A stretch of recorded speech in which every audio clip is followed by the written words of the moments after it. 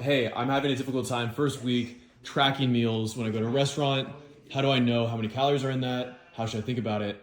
Well, your biggest fear, at first, you were high level, you said, I'm having trouble tracking. Yeah. But really what you were worried about is, am I going to track the rest of my life? Or Right.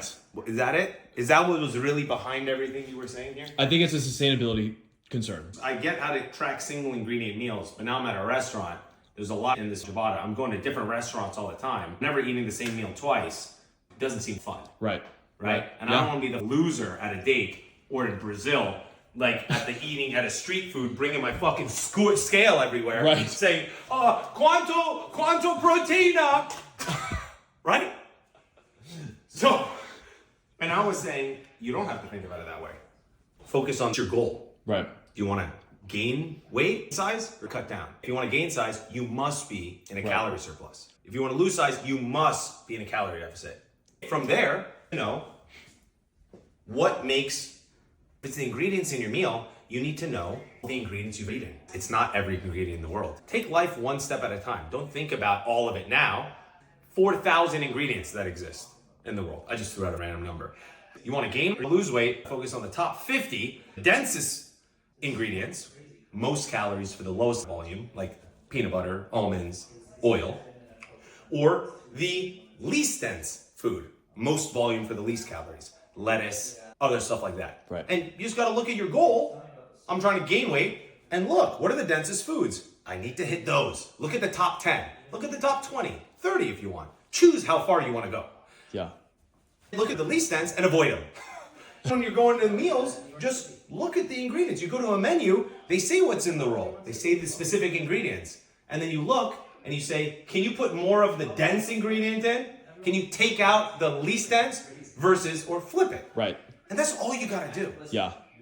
And then, how do you know if you're actually making the right decisions? Are you gaining weight? Or are you losing weight? Are you getting closer to your goal? Did you do your goal? Did you gain weight? At the end of a week, when you tracked yourself every day, did you gain weight? If not, do more of it.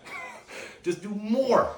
Have more dense foods or eat more high volume, low calorie foods. And that's it. Yeah. So basically, I have the database of all the ingredients and it's in an Excel sheet so you can filter it.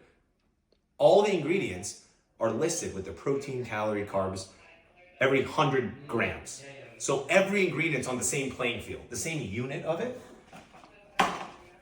And also another thing is the weight of 100 grams of lettuce is this much volume of lettuce. Right. The visual volume of the 100 grams of almonds is this much almonds. Right. Which also just like kind of has you see food in a different way. Like, oh, it's not just about calories, it's about how much of it. Yeah. Do I like food? I want more. Yeah. Do I hate eating all the time? I want smaller amounts. Yes.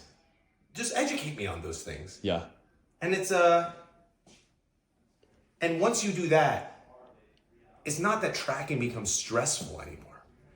It becomes, eating food becomes more enjoyable because you go to the restaurant with that girl and instead of judging yourself that I'm giving up on my fitness goals because I'm trading a relationship for health, it becomes integrated. You're like, I'm going to the restaurant, I know exactly what I'm ordering, it's gonna get me jacked, and I'm having a date with a girl. Yep. And That's last all. thing, get your DEXA scan as soon as you can. And get your DEXA scan as soon as you can. Do it day 0 because you want to get your baseline. Give yourself the best chance to see how far you've come. Don't do your DEXA scan a month into your growth journey. Then you would have never known how many pounds of muscle you gained, how much fat you lost. Do it as soon as possible. Literally as soon as possible.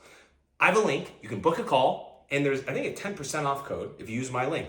And I have a way that after you've booked the scan and you got the scan, I have a training that should interpret the data.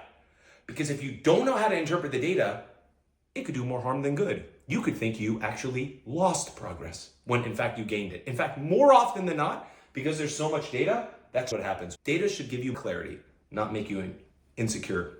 There's a link for that as well. See you later.